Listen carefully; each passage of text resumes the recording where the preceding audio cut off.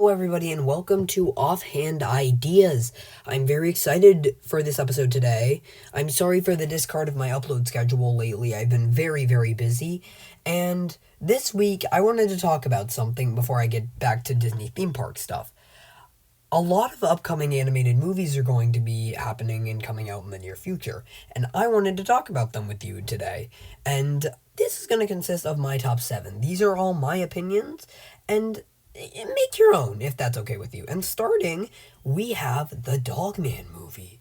So, the Dogman movie, like a lot of other movies on this list, this has been quite the roller coaster lately. So, we first heard we were getting a Dogman animated movie by DreamWorks back in the distant year of 2020 after Dogman Grime and Punishment released, and that book was, not good. It really was not good. That book was not good. But I just want to say, the new book, Dogman the Scarlet Cheddar, I know the last 3 Dogman books have been in a state of lately, but trust me, that one is good, and I have a little theory why, and that is because, well, Katsu Kabushi, the author of another great book series, Amulet, was involved in its development, and it just has a banger story altogether. So after you're done, get back into this. But on the topic of DreamWorks, we just in January 30th, we got a release date for the Dogman movie coming in 2025. And Dogman fans like me were hyped. Me and a few of my other friends, Mr. Sun, go check out his channel. He is immaculate. He's amazing.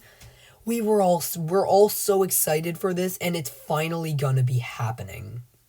Next up, I'm going to squeeze 2 categories into one. So, first on my 1.5 bonus one, I want another Kung Fu Panda film. Okay, I know that, okay, I rewatched 4 when it came on streaming. I have new ideas on it. I thought, now rewatching it, I can get where the internet is going. It is pretty and I think that's because Mike Mitchell was attached to it, but he could have made it much worse. It was originally going to be live action animation, like Roger Rabbit, like the photo I was just showing, but it's still pretty good. I think it's inoffensive, it's fine, and they added the guy from the ride at Universal, so that's good. And I want a Megamind sequel. Yes, you can say, hey, dude, we got a Megamind sequel, it's on Peacock. That's not a sequel. I am not considering that a sequel. That's a pilot for the TV series. So, yeah, I'm not considering that a sequel. I never will. And my review on it, I can't make a full video about it because I don't want to. I don't want to watch that film ever again. Everyone, please forget about it. Don't watch that movie or the show. They're both horrible.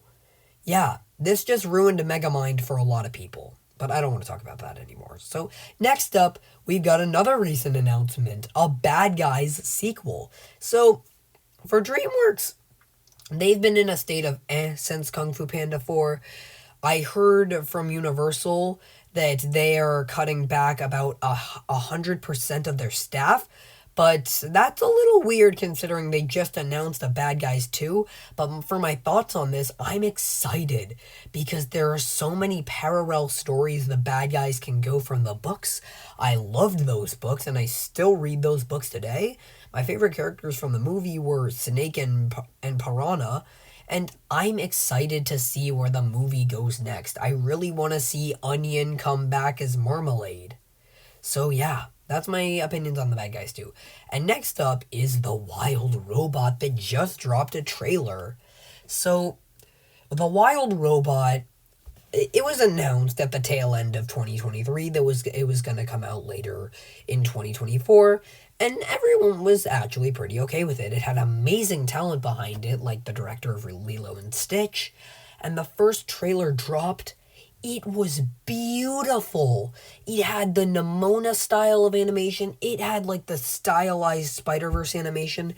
I've read the book personally. I thought it was incredible. Like, it had a heartbreaking storyline at the end. I'm not giving any spoilers for those who want to go into the theater with an open mind.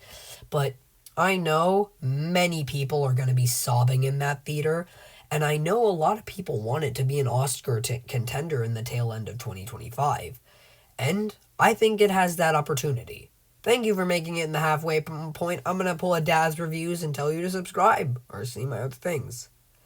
And yeah.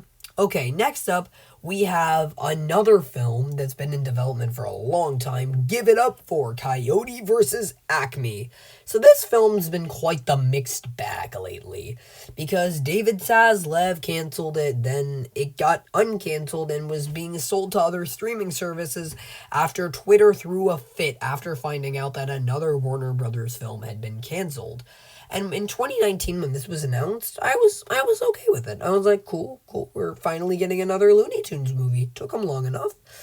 And I kept hearing little snippets about it from videos on YouTube. And I heard John Cena was gonna be in it. And I'm like, oh, they're pulling out some celebrities doing a Mutant Mayhem thing. But then a first look released, and I suddenly got hyped because it's a live-action animated hybrid. I didn't know I was still doing those anymore. But next up, we have Garfield. So, Garfield, in a long time ago when they announced this, everyone was like, oh my, getting a Garfield movie, yes. Then the hype train began, and then Chris Pratt got announced. Then everybody's excitement started to drop, saying, oh, it's Hollywood being Hollywood again. Throwing celebrities at a character that wouldn't really fit them. But, this is a big but though, I actually think Chris Pratt is a fine choice for Garfield. I know Frank Welker can't be replaced, but I think the animation looks beautiful, and my favorite character from the comics, Odie, oh, Lord, he looks incredible. I just want to pet him. I want Odie as my dog. But yeah, I think this film is going to hit big. It's coming out in like a few weeks at the time of recording this. And yes, internet, we can move past Chris Pratt. Come on, internet. Like, just give him a chance. He did pretty good with Mario. I was originally going to do a full video about this, about the upcoming Garfield movie, but I figured it was too late just late in general, but I think that this film is going to be good, and I'm going to watch it. And finally, ending this video, we have the Five Nights at Freddy's sequel. So, okay, I get what you're saying, this isn't an animated movie, but it still counts. Well, it doesn't count as animated, but never mind, skip there. So, after the Five Nights at Freddy's movie released, I loved it. I thought it was amazing. We can all look past, like, the critics' scores and Jacksepticeye's opinions of we didn't like it. But, it had quite the history, and I actually really liked seeing the transition from Warner to Blumhouse. And I think Blumhouse actually did a really, really good job on, well, everything. And, all fans, even myself, are anticipating a sequel, and just yesterday, actually, Jason Blum reported this infamous photo of someone in a Six Springtrap shirt working on Mangle and Toy Bonnie. So that officially confirms we're getting a Five Nights at Freddy's sequel, and not just any Five Nights at Freddy's sequel. We're getting a Five Nights at Freddy's sequel, getting inspiration from the game itself, Five Nights at Freddy's 2. Man, I love that game. That game was my childhood. I used to play that game over and over and over, and I can't wait to see what Toy Bonnie looks like in live action. He is my favorite, and I think, like, it's going to be, like, so scary and horrifying to see Mangle, like, crawl all over the place. So, make sure to like and subscribe. That's it. Make sure to like and subscribe. I'll get back to my usual uploading schedule. I'm sorry it's been that way. I got sick last week. I couldn't live stream this Saturday. And I'm sorry I couldn't get Mark in. I'm still working on that. But in the video next week. And I'm actually doing a live transition, going to live video. Okay, that's all. Thanks, everybody. See you soon.